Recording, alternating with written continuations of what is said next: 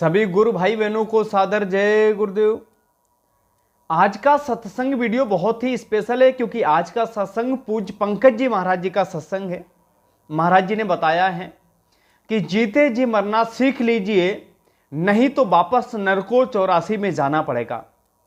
और ये कैसे संभव हो सकता है, आपको अपनी भक्ति में क्या सुधार करना चाहिए, आपको भजन में क्या सुधार करना चाहिए, आज का ये 27 मिनट का वीडियो आप सभी लोगों को बहुत कुछ सिखाने वाला है, इसलिए वीडियो को आखिर तक देखना है। और जब वो बिंदु सामने दिखाई पड़ जाए तब आप अपनी दृष्टि को उस बिंदु पर एकाग्र कर देना। और जब आप अपनी दृष्टि उस बिंदु पर एकाग्र कर दोगे तो वो बिंदु दरवाजा है, वो दरवाजा खुल जाएगा। ये शिव नेत्र आपका खुल जाएगा, ये दिव्य दृष्टि आपकी खुल जाएगी और आप दरवाजे के अंदर दाखिल हो जाओगे। तो यह है ध्यान करने का तरीका। और तीसरा है भजन। गाने बजाने का नाम भजन नहीं है।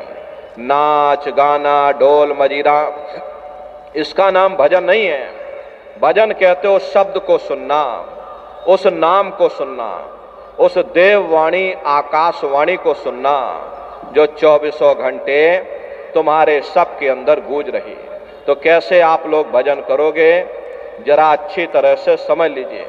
ये दोनों उंगली कानों में डाल करके ये कानों को बंद कर लेना। कान इसीलिए बंद किए जाते हैं ताकि बाहर की कोई आवाज आपको सुनाई ना पड़े। अपनी सुविधा से बैठिएगा, कुर्सी पर चाहे कुर्सी पर बैठ जाओ, सोफे पर चाहे सोफे पर बैठ जाना, या कोई तकिया इस तरह से रख लेना और दोनों कोहनी यहाँ रख करके दोनों उंगली कानों में डाल करके ये कानों को बंद कर लेना। बहुत सी हमारी माताएं बहनें बूढ़े बुजुर्ग हैं, आपके घुटनों में दर्द होता होगा या रीढ़ की हड्डी में दर्द होता होगा और आप बैठ करके भजन नहीं कर पाते हो, तो आप लेट करके भजन करिएगा। ऐसे सीधे लेट जाना और लेटे लेटे आंख और कान को बंद कर लेना। मतलब तो आंख और कान को बंद करना है, चाहे आप लेट करके करो या चाहे आप बैठ करके करो। लेकिन इतना ध्यान रखिएगा कि कहीं लेटे लेटे हम सो ना जाएं, इसलिए चेत करके जरा बैठिएगा, होश में बैठिए। चाहे जैसे भी बैठो होश में रहो, अंदर में जागते हुए रहो। तो प्रेमी भाई बहनों, ये आंख और कान को बंद कर लेना और ऊंचे से ऊंचा ध्यान दे करके उस आवाज को सुनने की कोशिश करो। जब आप अपने कानों को बंद करके और अंतर में गौर से सुनोगे तो सीटी जैसी आवाज आप सभी को शुरू में सुनाई पड़ेगी। टी, इस तरह से सीटी जैसी आवाज शुरू में आप सभी को सुनाई पड़ेगी। करना कुछ नहीं है, लेटे हो चाहे बैठे हो, बस आप उस आवाज को सुनते रहना और सुनते सुनते उसी में लीन हो जाओ। जब आप उसमें लीन हो जाओगे तो कुछ समय बाद में दोबारा आपको अनुभव होगा कि कहीं बड़ी दूर से एक महीन आवाज, घंटे और शंख की आवाज हमारे कानों में बज रही है। जैसे मंदिरों में घंटियां बजती हैं, टन टन टन टन। तो बाहर तो आपने नकल किया। महात्माओं ने कहा था ये शरीर तुम्हारा सच्चा हरि मंदिर है। इसी हरि मंदिर के अंदर 24 घंटे वो घंटे और शंख की आवाज गूंज रही। उसी घंटे शंख की आवाज को महात्माओं ने शब्द कहा। अरे आपकी धर्म पुस्तकों में लिखा है कि पोथी पढ़ पढ़ जग मुआ, पंडित भया न कोई, 2.5 अक्षर प्रेम का, पढ़े सो पंडित हुई। दुनिया वाले कहते हैं कि 2.5 अक्षर का मतलब प्रेम है। अरे प्रेम नहीं है, प्रेम में तो मात्रा लगी हुई है। यहाँ पर जिस 2.5 अक्षर का वर्णन उन महात्माओं ने किया है वो है शब्द शा, आदा, बा और दा। उसी शब्द को महात्माओं ने नाम कहा। कल युग जोग न यज्ञ न ज्ञाना, एक आधार नाम गुण गाना। कलयुग में न योग है, न यज्ञ है, न ये ज्ञान है। तो कलयुग में क्या है? कलयुग केवल नाम आधारा, सुमेर सुमेर नर उतर ही पारा। कलयुग में केवल नाम का आधार है।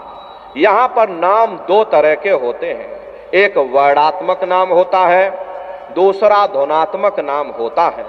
वर्णात्मक नाम वो है जो लिखने पढ़ने बोलने में आता है, जैसे राम श्याम सीताराम, हरे रामा हरे कृष्णा, ये सभी वर्णात्मक नाम होते हैं।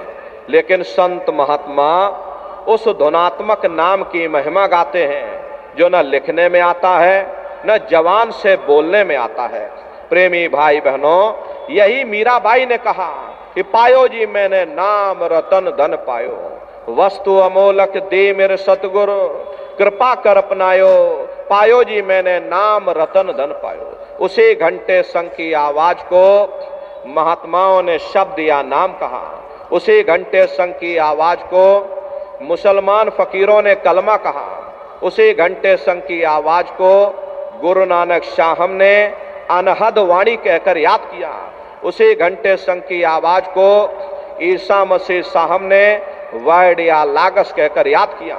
चीन में जो महात्मा हुए उन्होंने इसको ताओ कहकर याद किया, और हिंदू महात्माओं ने इसे देववाणी आकाशवाणी कहकर याद किया। उन अलग अलग महात्माओं ने अपनी अपनी भाषा में हम लोगों को समझाने की कोशिश की है कि भाई वो घंटे संग की आवाज तुम्हारे सबके अंदर गूंज रही, वो आपको सुनाई पड़ेगी, लेकिन शुरुआती समय में आपको ऐसा मालूम पड़ेगा कि कहीं बड़ी दूर पर घंटियां बज रही हैं, टन टन टन टन, लेकिन सुनाई हरेक को पड़ेगी। प्रेमी भाई बहनों, जब घंटे और शंख की आवाज आपको अपने अंदर सुनाई पड़ने लग जाए, तब आप सीटी की आवाज को छोड़ देना और घंटे शंख की आवाज को पकड़ लेना, क्योंकि सीटी की आवाज सिर्फ एक माध्यम है, आपको असली आवाज तक पहुंचा देगी। और जब असली आवाज मिल जाए, यानी घंटे शंख की आवाज सुनाई पड़ने लग जाए, तब आप सीटी की आवाज को छोड़ दो और घंटे शंख की आवाज को पकड़ लेना, उसको सुनने लग जाना। जब आप उसको सुनने लग जाओगे तो वो आवाज धीरे धीरे बढ़ना शुरू होगी, और बढ़ते बढ़ते इस कदर बढ़ेगी कि आपके रोम रोम में घंटे और शंख की आवाज गूंजने लग जाएगी। बड़ी घनघोर आवाज होती है, बड़ी मधुर वो आवाज होती है। दुनिया भर के गाने जो आप लोग बाहर सुनते हो, उस संगीत के सामने ये दुनिया के संगीत कुछ नहीं है। जब आप उस संगीत को सुनोगे, इतना भारी आनंद आपके ऊपर छा जाएगा, इतनी खुशी आपको होगी, ऐसा नशा आपके ऊपर चढ़ जाएगा कि आप सारी दुनिया को भूल जाओगे। शंकर भगवान को वही नशा चढ़ा था।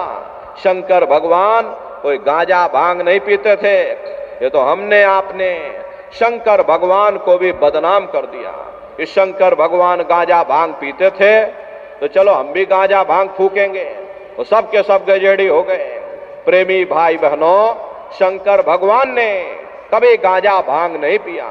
शंकर भगवान जिस नशे में लीन रहते थे, वो नाम का नशा था, वो ध्यान का नशा था, वो भक्ति का नशा था। जब आप उस आवाज को सुनोगे तो आपको भी वो नशा चढ़ जाएगा, क्योंकि उस आवाज में चुंबक है। जब आप उस आवाज को सुनोगे तो वो आवाज आपको अपनी ओर खींचेगी, और जब खिंचाव होगा तो जीवात्मा का फैला हुआ प्रकाश 9 दरवाजों से सिमटने लगेगा। अब ये 9 दरवाजे कौन कौन से हैं? देखो प्रेमी भाई बहनों, अच्छी तरह से आप लोग समझिएगा, ये बहुत बड़ा विज्ञान है। दुनिया का विज्ञान जब समाप्त हो जाएगा तो ये विज्ञान प्रारंभ होगा। यही सच्चा सनातन विज्ञान है जो ऋषियों मुनियों ने समझाया, जो आदि अनादि काल से चला रहा, जिसको ये संसार भूल गया और बाहरी पाखंड में और कर्म कांडों में उलझ गया। तो आज सच्चे सनातन विज्ञान को समझने की जरूरत है। तो ये 9 दरवाजे कौन कौन से हैं? 2 आंख, 2 कान, 2 नाक के सुराख, 1 मुंह, 2 मलमूत्र का रास्ता, ये शरीर के 9 दरवाजे हैं। सबसे पहला दरवाजा गुदा चक्र आता है। गुदा चक्र में गणेश जी वास करते हैं। गणेश जी वहाँ के मालिक हैं। ये 4 दल का कवल है। यहाँ पर पृथ्वी तत्व पाया जाता है, उसके ऊपर इंद्रिय चक्र आता है। इंद्रिय चक्र में ब्रह्मा जी वास करते हैं। ब्रह्मा जी वहाँ के मालिक हैं। ये 6 दल का कवल है। यहाँ पर जल तत्व पाया जाता है, उसके ऊपर ये नाभि चक्र आता है। नाभि चक्र में विष्णु जी वास करते हैं। विष्णु जी यहाँ के मालिक हैं। ये 8 दल का कवल है। यहाँ पर अग्नि तत्व पाया जाता है, उसके ऊपर ये हृदय चक्र आता है। हृदय चक्र में शिव जी वास करते हैं। शिव जी यहाँ के मालिक हैं। ये 12 दल का कवल है। यहाँ पर वायु तत्व पाया जाता है।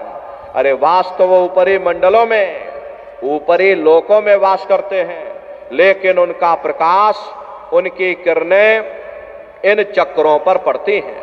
उसी के ऊपर एक कंठ चक्र आता है। यहाँ पर आद्या महाशक्ति की किरणें पड़ती हैं। ये 16 दल का कवल है। और आप सबसे ऊपर, तुम्हारी जीवात्मा सबसे ऊपर दोनों आंखों के मध्य भाग में बैठी है, जहाँ पर ये देवियाँ बिंदी लगाती हैं, पुरुष जहाँ पर ये टीका लगाते हैं। ये बिंदी और टीका यहाँ पर हम लोग इसीलिए लगाते हैं क्योंकि यहीं पर हमारी जीवात्मा बैठी है, उसका श्रृंगार किया जाता है। ये 10वां द्वार है जहाँ पर तुम्हारी जीवात्मा बैठी हुई है, इसी को 10वां द्वार कहते हैं। अरे आप लोग रोज चौपाई गाते हो कि मंगल भवन अमंगल हारी, द्रवों सुदशरथी अजर बिहारी। इसका अर्थ जरा समझने की कोशिश करो प्रेमी भाई बहनों। ये शरीर तुम्हारा मंगल भवन है, तुम्हें अमंगलों से बचाने वाला, तुम्हें नरकों चौरासियों से बचाने वाला ये पंच भौतिक शरीर ही तुम्हारा मंगल भवन है। इस मंगल भवन के 10 दरवाजे हैं और 10वें दरवाजे पर ये अजर बिहारी यानी कि तुम्हारी जीवात्मा बैठी है। और यहीं पर बैठ करके जीवात्मा अपने प्रकाश को 9 दरवाजों में फैलाती है, जिससे तुम्हारा ये शरीर चलता है, तुम्हारे हाथ चलते हैं, तुम्हारे ये पैर चलते हैं। जब आप भजन करोगे, उस घंटे शंख की आवाज को सुनोगे तो उस आवाज में चुंबक है, वो आवाज आपको अपनी ओर खींचेगी। और जब खिंचाव होगा तो जीवात्मा का फैला हुआ प्रकाश 9 दरवाजों से सिमट करके यही 10वें दरवाजे पर इकट्ठा हो जाएगा। और जैसे ही सारी शक्ति, सारी चेतना सिमट करके यहाँ पर इकट्ठी हुई तो शब्द क्या काम करेगा? शब्द तुम्हारी जीवात्मा को खींच करके इस शरीर से बाहर कर देगा। फिर आप अपनी आंखों से देखिएगा कि हमारा शरीर ये है, हम ये खड़े हैं। आप अपने शरीर से अलग हो जाओगे। जैसे चिड़िया होती है, चिड़िया घोंसले से निकल करके आसमानों की उड़ान भरती है, शाम को फिर अपने घोंसले में आ जाती है। ऐसे ही तुम्हारी ये जीवात्मा इस शरीर रूपी घोंसले से निकल करके ब्रह्मांडों की सैर करेगी, देवी देवताओं के दर्शन करेगी, भगवान राम के दर्शन करेगी, भगवान कृष्ण के दर्शन करेगी और घूम करके फिर अपने शरीर रूपी घोंसले में वापस आ जाएगी। प्रेमी भाई बहनों, ये ब्रह्मा विष्णु महादेव जिनकी सारी दुनिया पूजा करती है, अरे आप सभी लोग ब्रह्मा विष्णु महादेव की पूजा करते हो और पूजा करते करते आपका ये जीवन बीत गया, लेकिन कभी तुमने विचार ये नहीं किया भाई जिनकी हम पूजा कर रहे, आखिर ये ब्रह्मा विष्णु महादेव कौन है, ये कहाँ पर रहते हैं, ये क्या काम करते हैं, अरे इनके माँ बाप कौन हैं, भगवान राम कौन है, भगवान कृष्ण कौन है, ईश्वर कौन है, ब्रह्म कौन है, पर ब्रह्म कौन है, ये कहाँ पर रहते हैं। तो जरा संक्षिप्त में आप समझिएगा, क्योंकि अगर हम इसका वर्णन करेंगे लाखों वर्ष लग जाएंगे, एक लोक का वर्णन नहीं हो पाएगा।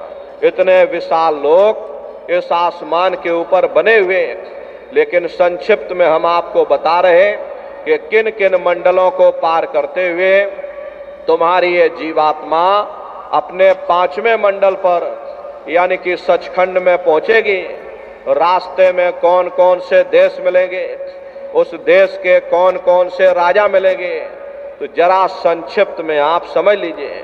प्रेमी भाई बहनों, जब आप भजन करोगे और उस घंटे शंख की आवाज को सुनोगे, तो उसी घंटे शंख की आवाज को पकड़ करके ये जीवात्मा ब्रह्मांडों की चढ़ाई करती है। पलक झपकते यह जीवात्मा खरबों योजन ऊपर चली जाती है। ये चांद सूरज सितारों को पार करने के बाद में सबसे पहले जो आपको लोक मिलेगा, उसे महात्माओं ने शिवलोक कहा। शिवलोक तमोगुणी स्थान है, वहां के मालिक शिव जी हैं, वो पार्वती जी के साथ उस लोक में विराजमान हैं। प्रेमी भाई बहनों, चैतन्य धार जो ऊपर से नीचे आ रही, जिसे महात्माओं ने गंगा कहा, वह अपना केंद्र बिंदु शिवलोक को बनाती है। इसीलिए शिव जी की जटा में ये गंगा दर्शाई जाती हैं। इस लोक में असंख्यों जीवात्माएं रहती हैं। ये सभी जीवात्माएं शिव स्वरूप में मौजूद होती हैं। जब आप वहां पहुंचोगे और शिव जी का जब प्रत्यक्ष दर्शन करोगे, तो आपका स्वरूप भी शिव के समान यानी शिव स्वरूप हो जाएगा।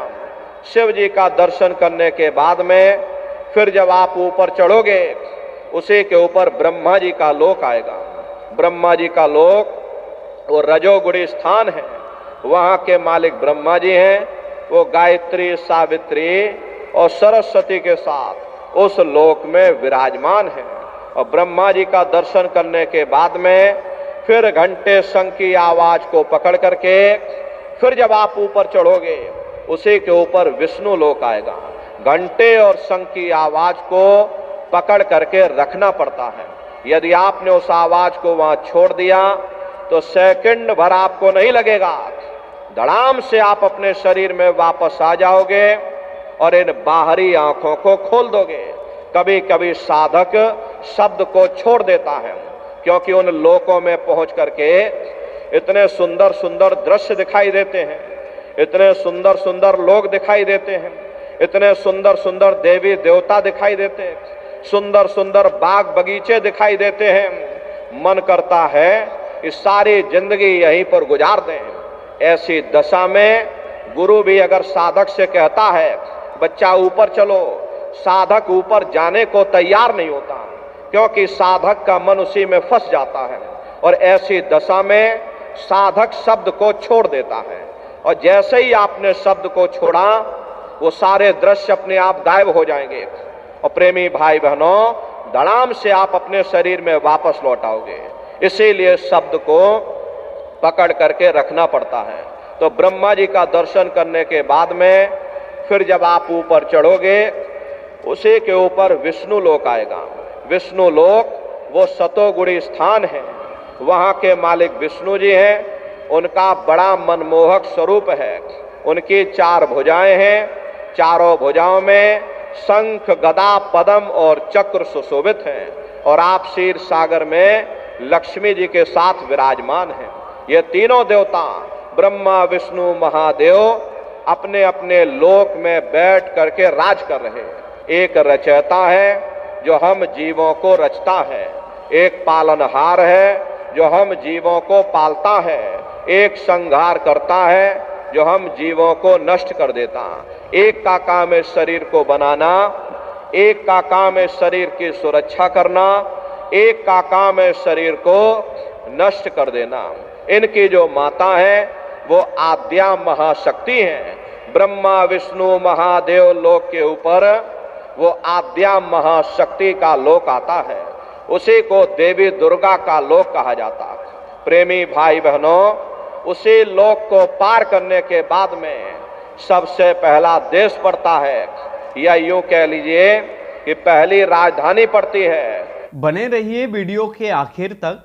जिसे महात्माओं ने सहस दल कवल कहा। वहाँ के जो मालिक हैं वो निरंजन भगवान हैं।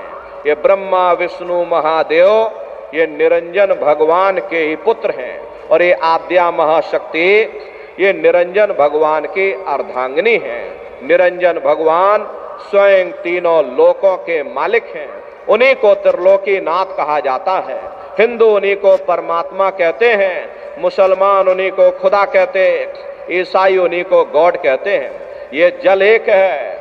जल को चाहे आप पानी कह लो, चाहे वाटर कह लो, चाहे आप नीर कह लो। इसी तरह प्रेमी भाई बहनों, वो परमात्मा एक है। हम लोग लफ्जों के झगड़े में उलझे हुए हैं। घंटे और शंख की आवाज जो हर इंसान के अंदर गूंज रही, वो आवाज उन्हीं के मुखार बिंद से हो रही। निरंजन भगवान का जो स्वरूप है वो ज्योति स्वरूप है। हजार बाती की अखंड ज्योति वहां पर बराबर जल रही है। अरे हम लोग यहाँ पर ज्योत जलाते हैं, ये तो हम आप नकल करते हैं। इस ज्योति में तेल की जरूरत पड़ती है, बाती की जरूरत पड़ती है। तेल बाती खत्म हो जाए, ज्योति तुम्हारी बुझ जाएगी। लेकिन वो अखंड ज्योति वहां पर ऐसी जल रही जिसमें ना तेल की जरूरत है और ना बाती की जरूरत है। अरे महात्माओं ने लिखा है, उल्टा कुआ गगन में तिसमें जरे चिराग, तिसमें जरे चिराग, बिना रोगन बिन बाती, 6 ऋतु 12 मास, जरत रहे दिन राती। सतगुर मिले जो होए, ताह की नजर में आवे, बिन सतगुर नहीं कोई, वाह को दर्शावे। वो अखंड ज्योति ऐसी है जिससे पूरा ब्रह्मांड प्रकाशवान हो रहा। जितनी भी अवतारी शक्तियां आई, भगवान राम आए, राम को वहीं से नीचे उतारा गया। इसीलिए उस देश को अयोध्या नगरी या कौशलपुर देश भी कहा जाता है। अरे गोस्वामी जी महाराज जब साधना करके वहां पहुंचे, तभी गोस्वामी जी महाराज ने रामचरित्र मानस में लिख दिया। देखो प्रेमी भाई बहनों, रामचरित्र मानस में गोस्वामी जी महाराज ने जो भी लिखा है वो सब अंतर का भेद लिखा। जब उन्होंने साधना किया, साधना करके जब ऊपर गए, जो कुछ उन्होंने ऊपर जाकर देखा वो रामचरित्र मानस में लिख दिया। आप लोग ऊपर गए नहीं, आपने कुछ देखा नहीं, इसीलिए आप अर्थों को समझ नहीं पाते हो और अर्थ का अनर्थ कर देते हैं। तो क्या लिखा गोस्वामी जी महाराज ने? देखिए गोस्वामी जी महाराज रामचरित्र मानस में ही लिखते हैं कि मुद्यो नैन त्रिशत में भयो, पुन चितवत कौशलपुर गयो। जब मैंने अपने बाहर की आंख बंद की, मेरी अंतर की आंख खुल गई और मैं क्या देख रहा हूं, मैं कौशलपुर देश में पहुंच गया। मोह विलोक राम मुस्काई, मुझे देख करके भगवान राम प्रसन्न हो गए। उन्होंने ऊपर जाने का मुझे रास्ता दे दिया। मैं ऊपर जाकर के क्या देख रहा हूं, उधर माज सुनंडज राया, देखे बहु ब्रह्मांड निकाया, अति विचित्रता लोक अनेका, रचना अधिक एक तेका। विचित्र विचित्र भांत के वहां पर लोक बने हुए, एक से बढ़कर एक सुंदर। सोने के वहां पर महल बने जिनकी शोभा अवर्णीय है। प्रेमी भाई बहनों, वो असली अयोध्या नगरी है, वो भगवान राम का असली देश है। जब आप लोग साधना करके वहां पहुंचोगे, अपनी दिव्य दृष्टि से उस अयोध्या नगरी को जब आप स्वयं देखोगे, अरे तुम देखते रह जाओगे, ये क्या ईश्वर की लीला है, कैसे उसकी कारीगरी है, अनंत उसकी सत्ता है, अनंत उसका प्रकाश है। उसी आनंद को पा करके बड़े बड़े राजे महाराजाओं ने अपने राजकाज पर ठोकरें मार दी और जंगलों में जाकर के नंगे हो करके नाचने लगे। मीराबाई को जब वो दौलत मिल गई, मीराबाई ने अपना राजपाट छोड़ दिया और मीराबाई कहने लगी, मैं मिल जाए पाए पीऊ अपना, तब मेरे पीर बुझानी, मीरा सुरत शब्द सहलानी। कबीर साहब को जब वो दौलत मिल गई और अन्य महात्माओं को जब वो दौलत मिल गई, उन्होंने ऊपर चढ़ करके उस अयोध्या नगरी को देखा, भगवान राम के देश को देखा, तो कलम तोड़ करके लिख दिया, अचरज देखा भारी साधो, अचरज देखा भारी रे, बिना बजाए निस्दिन बाजे, घंटा शंख नगारी रे, बहरा सुन सुन मस्त होता है, तन की खबर बिसारी रे, बिन भूमि के महल बना है, तामे जो तुजारी रे, अंधा देख देख सुख पावे, बात बतावे सारी रे, और जीता मर कर फिर जी जावे, बिन भोजन बलधारी रे, और ब्रह्मानंद संत जन बिरला, कोई समझे बात हमारी रे। प्रेमी भाई बहनों, वो असली अयोध्या नगरी है, वो भगवान राम का असली देश है। अरे राम जी का दर्शन करने के बाद में फिर तुम्हारी यही जीवात्मा दूसरे मंडल की आवाज को पकड़ करके और दूसरे मंडल की चढ़ाई करेगी। शाम तज श्वेत को गहना, सुरत को तान धुन सुनना, और बंक के द्वार धस बैठो और त्रिकुटी जाए कर लेना। उसी के ऊपर दूसरा देश आता है जिसे महात्माओं ने त्रिकुटी देश कहा। वहां के जो मालिक हैं वो ब्रह्म हैं, वहीं से मन और माया की उत्पत्ति हुई। देखो प्रेमी भाई बहनों, ये झोली वाले आप लोग बैठ जाओ, इतनी जल्दी हड़बड़ाया मत करो सेवा के लिए। अरे पंडित जी की कथा पूरी हो जाने दो, उसके बाद में दक्षिणा लेना, बैठ जाओ तुम लोग। तो प्रेमी भाई बहनों, उसी के ऊपर ब्रह्म देश है, वहां के मालिक ब्रह्म हैं, वहीं से मन और माया की उत्पत्ति हुई है। वहीं से तीन गुण, रजोगुण, तमोगुण, सतोगुण, तीनों गुणों की उत्पत्ति वहीं से हुई। ये जो आपके वेद हैं, वेदों की भी उत्पत्ति उसी स्थान से हुई है। महात्मा कहते हैं कि भाई त्रिकुटी महल में विद्या सारा, घनहर गरजे बजे नगारा, लाल वरण सूरज उजियारा। वहां पर दो धुने, बादलों की गर्जन और मृदंग की आवाज उस लोक में गूंजती रहती है। और ब्रह्म का जो स्वरूप है, लाल वरण सूरज उजियारा। ये सूरज कुछ नहीं है, ऐसे लाखों लाख सूर्य इकट्ठे करोगे तो वहां का एक सूर्य बनेगा। प्रेमी भाई बहनों, ब्रह्म का जो स्वरूप है वो सुबह के लाल सूर्य के समान है, इसीलिए वहां का पूरा ब्रह्मांड लाल है। जहां तक आपकी निगाह जाएगी, ब्रह्म देश में चारों तरफ आपको लाल ही लाल नजर आएगा। महात्मा जब साधना करके वहां पहुंचे, तभी महात्माओं ने लिख दिया, लाली मेरे लाल की जित देखूं तो लाल, लाली देखन में गई मैं भी हो गई लाल। वो पूरा ब्रह्मांड ही लाल है। तो जितने साधक वहां पहुंच जाते हैं, उन सभी को योगेश्वर कहा जाता है। योगेश्वर की पदवी उन्हीं वही मिलती है। वहां प्रेमी भाई बहनों, जो ब्रह्म स्थान तक पहुंच जाता है, उन्हीं को योगेश्वर कहा जाता। जैसे व्यास जी हुए, वशिष्ठ जी हुए, वाल्मीकि जी हुए, इन सब की पहुंच वहीं तक थी। इसीलिए कहा गया कि वाल्मीकि भय ब्रह्म समाना। जब इनकी जीवात्मा वहां पहुंची और जब इन्होंने ब्रह्म का दर्शन किया, तो इनका स्वरूप भी ब्रह्म के समान, यानी कि ब्रह्म स्वरूप हो गया। यदि आज का वीडियो आप सभी गुरु भाई बहनों को पसंद आया है तो हमारे वीडियो को लाइक करें, चैनल को सब्सक्राइब कर लीजिए और भी सत्संगी प्रेमी भाई बहनों तक हमारे इस वीडियो को पहुंचाएं ताकि वो भी लाभ ले सकें सत्संग का। जय गुरुदेव।